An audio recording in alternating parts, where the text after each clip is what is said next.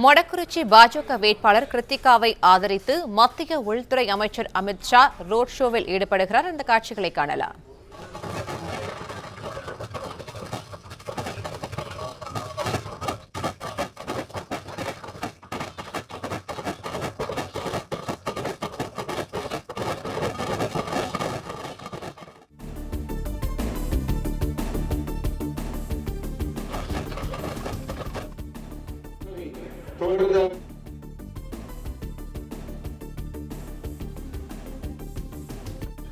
ஈரோடு மாவட்டம் சிவகிரியில் உள்துறை அமைச்சர் அமித் ஷா ரோட் ஷோ மேற்கொண்டு வருகிறார். மொடக்குறிச்சி பாஜக வேட்பாளர் கிருத்திகாவை ஆதரித்து அவர் தற்போது பரப்புரையில் ஈடுபட்டு வருகிறார். சிவகிரி கடைவீதியில் அமித் ஷா தற்போது ரோட் ஷோவில் ஈடுபட்டிருக்கும் காட்சிகளை பார்த்துக் கொண்டிருக்கிறோம். வழிநெடுகிலும் அவர்களுக்கு தொண்டர்கள் மலர் தூவி வரவேற்பு அளிக்கின்ற காட்சிகளை நாம் பார்த்துக் கொண்டிருக்கிற நிலையில் கூடுதல் விவரங்களை செய்தியாளர் ராஜகுமரன் வழங்க கேட்கலாம். ராஜகுமரன், வணக்கம். உள்துறை அமைச்சர் அமித் ஷா தற்போது ரோட் ஷோ மேற்கொண்டு வருகிற நிலையில் அங்கிருக்கும் கள நிலவரங்களை பதிவு பண்ணலாம். உள்துறை அமைச்சர் அமித் ஷா தேசிய ஜனநாயக கூட்டணியினுடைய வேட்பாளர்களை ஆதரித்து இன்று ஒரு முக்கியமான பரப்புரையில் தமிழகத்தில் ஈடுபட இருக்கின்றார்.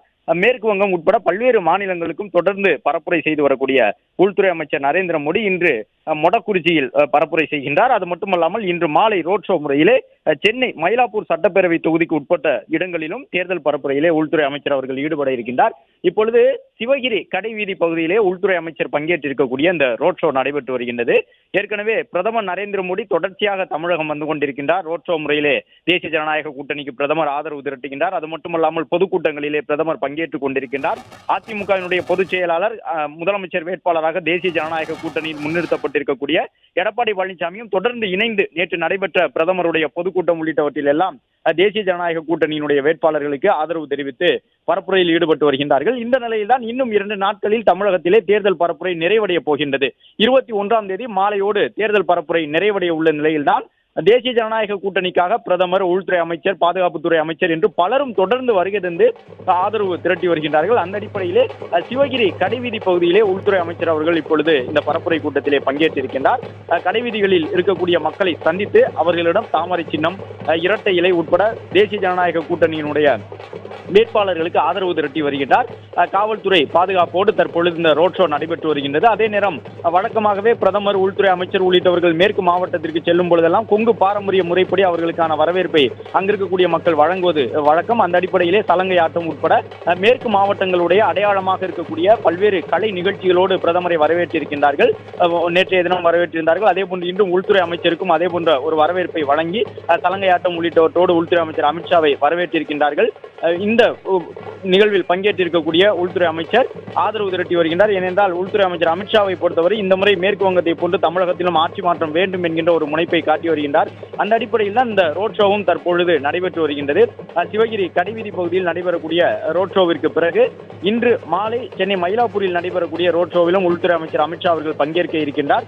ஏற்கனவே கூட்டணி இறுதி செய்வதற்காக தொடர்ந்து தமிழகத்திற்கு கடந்த ஒரு 4 மாதங்களாகவே அவ்வப்பொழுது உள்துறை அமைச்சர் அவர்கள் வந்திருந்தார். திருச்சி உள்ளிட்ட இடங்களில் நடைபெற்றிருந்த பல்வேறு பொதுக்கூட்டங்களிலும் அவர் பங்கேற்றிருந்தார். திமுகவிற்கு எதிராக கடுமையான குற்றச்சாட்டுகளை உள்துறை அமைச்சர் அவர்கள் முன்வைத்து வருகின்றார்.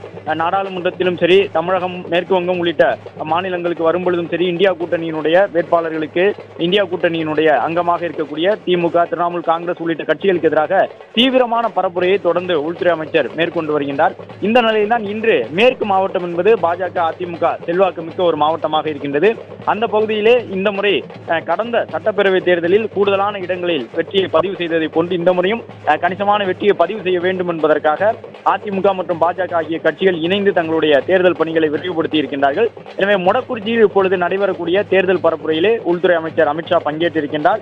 இன்னும் 2 நாட்களிலே இந்த தேர்தல் பரப்புரை 21ஆம் தேதி மாலையோடு நிறைவடைய உள்ள நிலையில் இறுதிக்கட்ட பரப்புரையாகவே இது பார்க்கப்படுகின்றது. அதிமுக சார்பில் ஏராளமான வாக்குறுதிகள் வழங்கப்பட்டிருக்கின்றன. பாஜக வழங்கியிருந்த தேர்தல் வாக்குறுதிகளிலும் அவை அனைத்தும் ஏற்கப்பட்டிருந்தன. எனவே ஆட்சிக்கு வந்தால் தேசிய ஜனநாயக கூட்டணி சார்பிலே உடனடியாக 10,000 ரூபாய் அனைத்து குடும்ப அட்டைதாரர்களுக்கும் வழங்கப்படும் என்ற வாக்குறுதி வழங்கப்பட்டிருக்கின்றது. மாதந்தோறும் 2000 ரூபாய் வழங்கப்படும் என்கின்ற ஒரு வாக்குறுதியும் வழங்கப்பட்டிருக்கின்றது. எனவே பொதுமக்களுக்கு தேவையான அந்த வாக்குறுதிகள் எல்லாம் வழங்கிவிட்டு இப்பொழுது பாஜக, அதிமுகவினர் தொடர்ந்து தேர்தல் பரப்புரையில் ஈடுபட்டு வருகின்றார்கள். உள்துறை அமைச்சருடைய வருகையை முன்னிட்டு சிவகிரி பகுதி முழுவதுமாக காவல்துறை கட்டுப்பாட்டில் கொண்டு வரப்பட்டிருக்கின்றது. பொதுமக்கள் இன்று காலை முதலே நீண்ட காவல்துறையினருடைய பரிசோதனைக்கு பிறகே அங்கே நிற்பதற்கு அனுமதிக்கப்பட்டிருந்தார்கள். அதிமுகவை சார்ந்தவர்கள்